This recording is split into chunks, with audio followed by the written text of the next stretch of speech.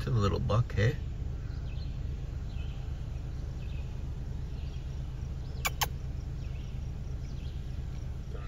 Hey guys, welcome back to the channel. This week we are going to go out and hit the lake and see if we can't fill up the lunch pail. And then when we're done with this, I think we're going to head back to the cabin. And I'd like to add some lighting in the kitchenette. Lately we've been noticing it's been pretty dark there.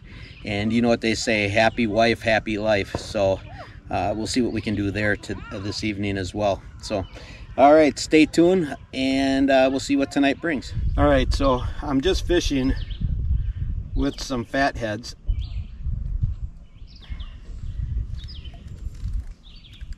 And we have no split shot on and just a slip bobber. So let's see what happens.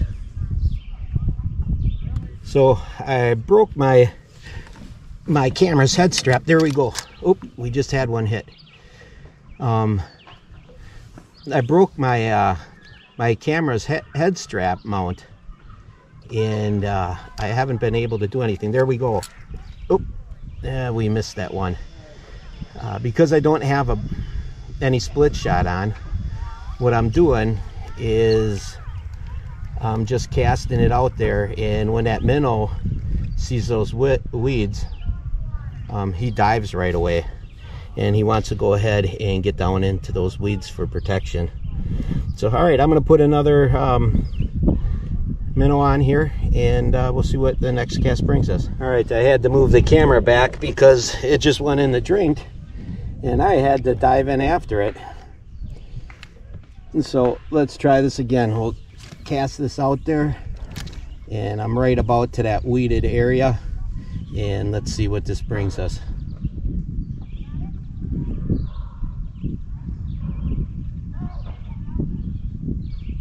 There we go. I knew it wasn't going to take long for this minnow. He is really active. Here we go. Ooh, we got a nice one on. This one is a bigger fish. All right, you guys. I've been having some technical difficulties because I dropped the camera in the lake. But I just want to show you guys, this is what we're catching here on this lake. It's pretty cookie cutter size. It seems like all the crappie that we get are, last year they were like 13 to 14. This year they're probably around 14 to 15 inches. So we're gonna give her a couple more minutes. I don't like ever keeping more fish than what I really eat. So we'll give it a couple more casts and see how things work out. Oh, he's taking it. Oh, I hope this isn't a bass, because he is really big.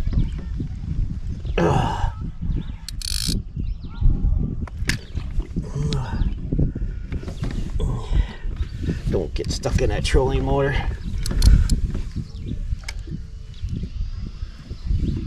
Oh yeah, unfortunately this one's a bass.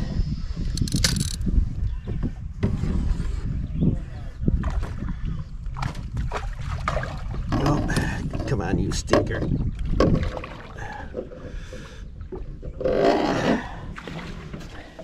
There you go, guys. We got him. All right, let me take him off the hook and I'll turn the camera around.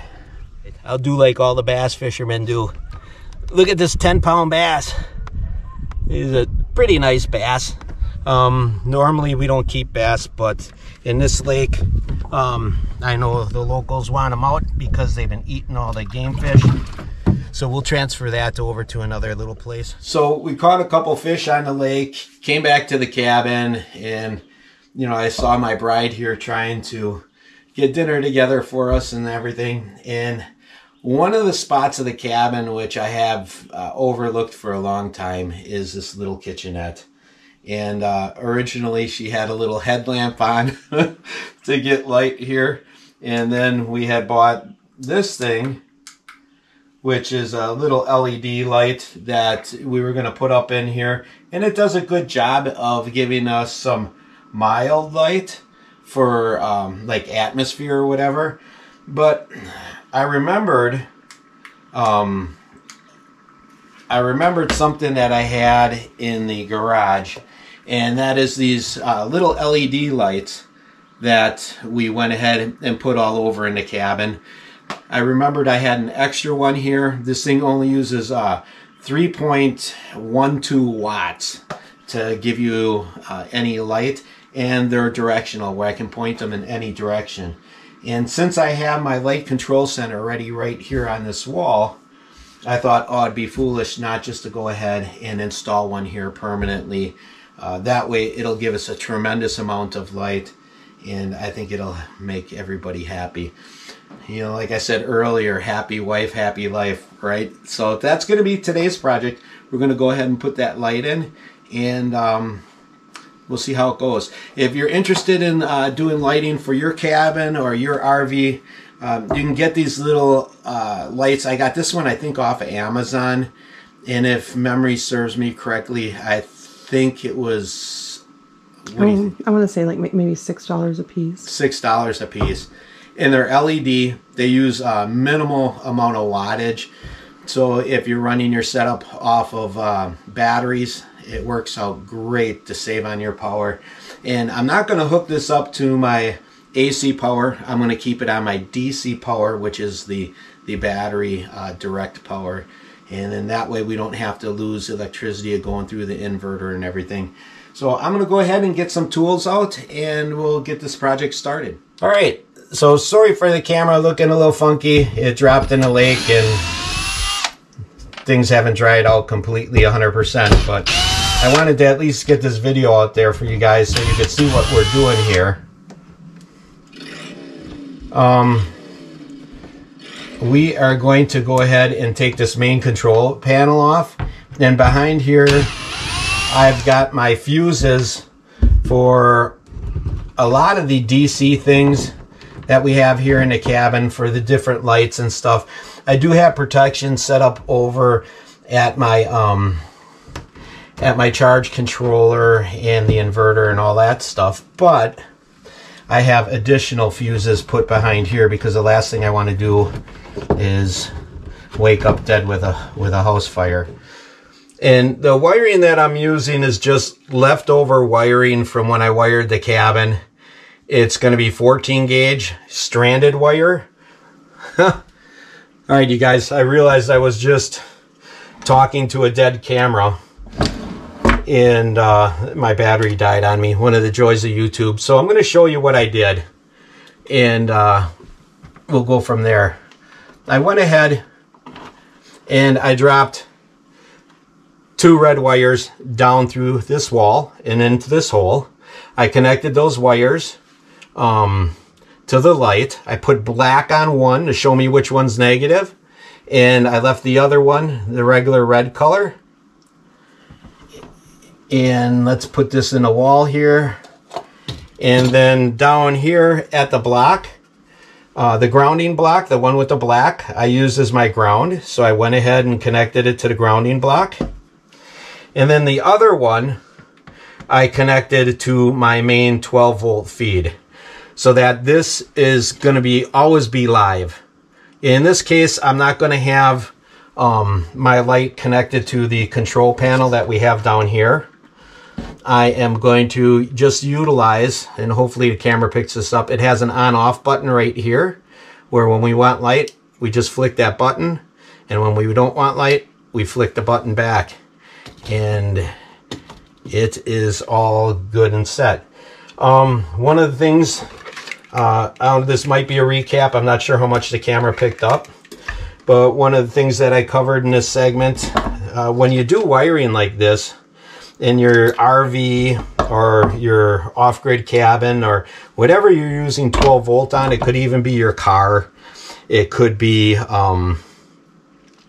you know, your boat or whatever, use stranded wire. And I'll show you what stranded wire is.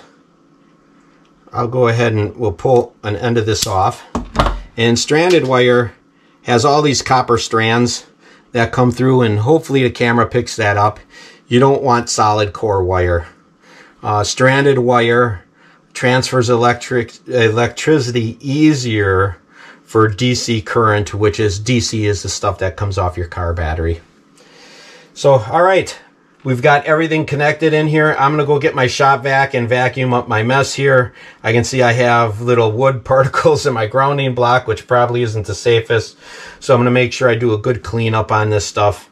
And then we'll go ahead and we'll mount the light, and we'll mount my panel back together on the face here, and we'll go from there.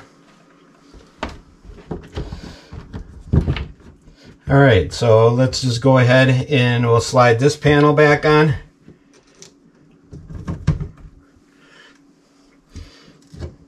As soon as I switch the bits over on the drill.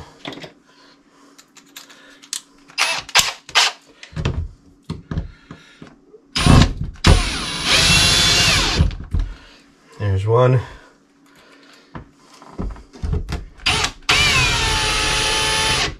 And two.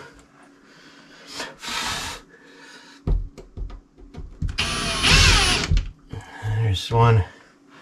And then we'll do the last one here.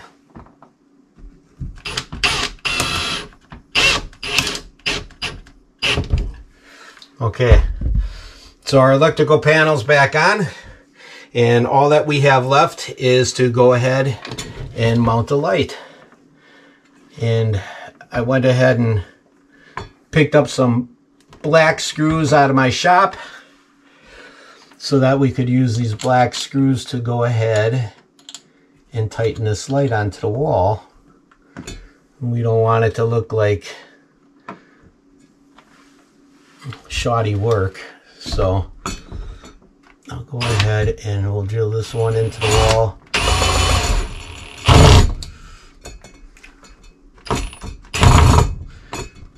And of course it's not going so easy because I have it on a knot. But that's one screw in, and we'll go ahead and put in the second screw. Let's turn this light, well, I'll turn it off because I'm probably blinding you guys. We'll turn that light so it's out of the way.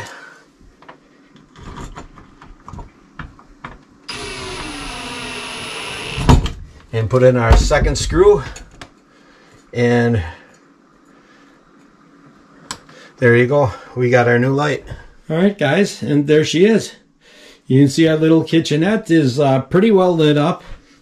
I'm happy with the results. Everything is nice and bright there. And I'm sure the wife will be happy with what we have. Margaret, can you see what I did inside here? I love it. Great. Good job. It took very little effort. This whole job I think maybe took me about 10-15 minutes, and I was able to utilize everything that we had laying around from the original build. So worked out pretty decent. I'm going to set my battery pack down here. This light too is on a swivel. So if you don't want it to be so bright, we can swivel it straight down. We can have it over towards the refrigerator, freezer, or towards the cooking area, you know, depending on where we want the light all at. Did you tell them that you actually painted that one so it would match the other stuff? Oh yeah, in this fixture here you can see it's black, where all the rest of the light fixtures in the cabin are chrome. So we did have some spray paint laying around. We wanted it to match the towel bar and the spice rack, so we went ahead and made it black. So pretty happy with the results. So that turned out pretty decent. Like I said, took very little effort, and the wife is happy. And there's a lot going on this weekend. It's one of the few weekends where we actually have sunlight. You guys know this year has just been horrible with the rain up here at the cabin. It's not just the weekends where it's been raining, but it's been raining all week long, and it's kind of hurt business.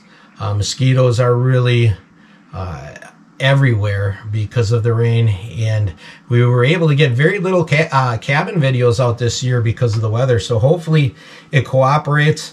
It's been 2 or 3 weeks since I cut all the trees down outside. I guess I can take you out there and show you what we did outside. I went ahead and started cutting up some of that birch and maple into firewood. I know a lot of people have problems with making birch into firewood. They say if you don't pull the bark off, that it adds a lot of creosote to your flue. But here, you know, I've got a log splitter. By the time I split it, all the bark will come off, and I think it'll be just safe. So, all right, let's go for a little walk. I'll show you what we did. So in the last video, I went ahead and I dropped a tree right here, which we cut up and we took out to the fire pit and burnt the tops of it. And I think I cut 5 or 6 more trees in the back here.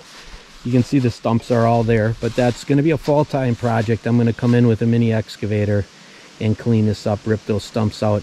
I've got a couple of tree tops that are still laying back in the corner there. Kind of hard to pick them up on camera. Maybe I should go ahead and walk up to it. But, you know, we had 2 good days of sunlight.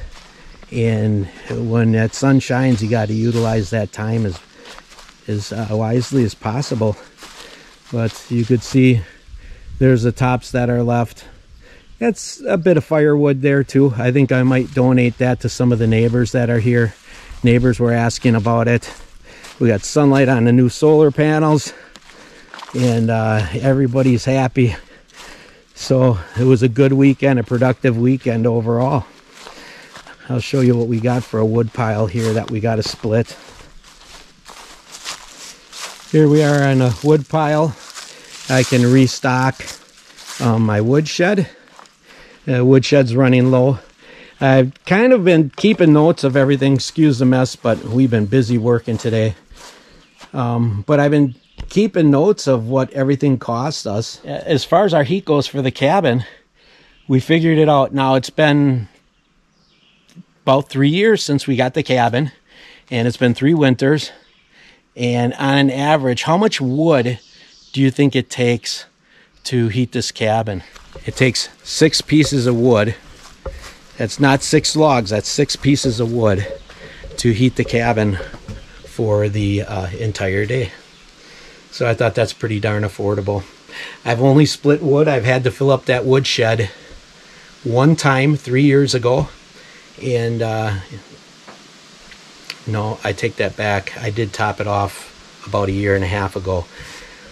But I can tell you, I have not used a full woodshed of wood to heat this cabin up yet. And we had really cold temperatures this last year for a short period of time, which saved us.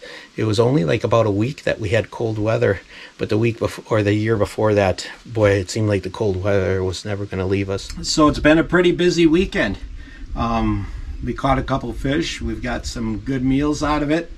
We've got a lot of work done at the cabin. We got the electric done for the kitchen, and I've got a whole bunch of wood that's cut up.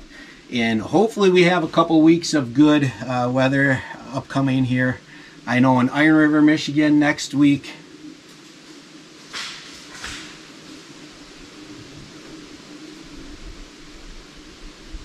Do you hear that? What was that? I don't know. I'm going to have to go check it out. It's like a bear that's coming in on the back of the property here. That was really loud. Yep. I'm going to take you back there. We'll see if we can catch it. Okay, so before we got interrupted by that bear, we got a lot done these last couple weeks. I've got the electric done for the kitchen, like we were talking about. You know, all this wood is cut up, and I'll let that sit for a little bit before we split it. I think I'm going to wait until probably fall. You know, sometime when we have hunting season, duck hunting, I usually like to duck hunt in the mornings, and then the afternoon there's not a whole lot to do, and it'll be a little bit cooler, and I think that's when we'll go ahead and we'll split that wood. But all right, I know this hasn't been the most exciting video, but hopefully it could help you guys out in your builds. I always like to have a little segment where I'm constructing something, and hopefully people can use this to their benefit, and hopefully we educate people a little bit on the wiring that we've done here at the cabin. But thank you guys so much for your continued support. Welcome new subscribers. We're grateful that you joined us. And yeah, I think we're going to wrap this one up. We'll see you next time on Carl's Off the Grid.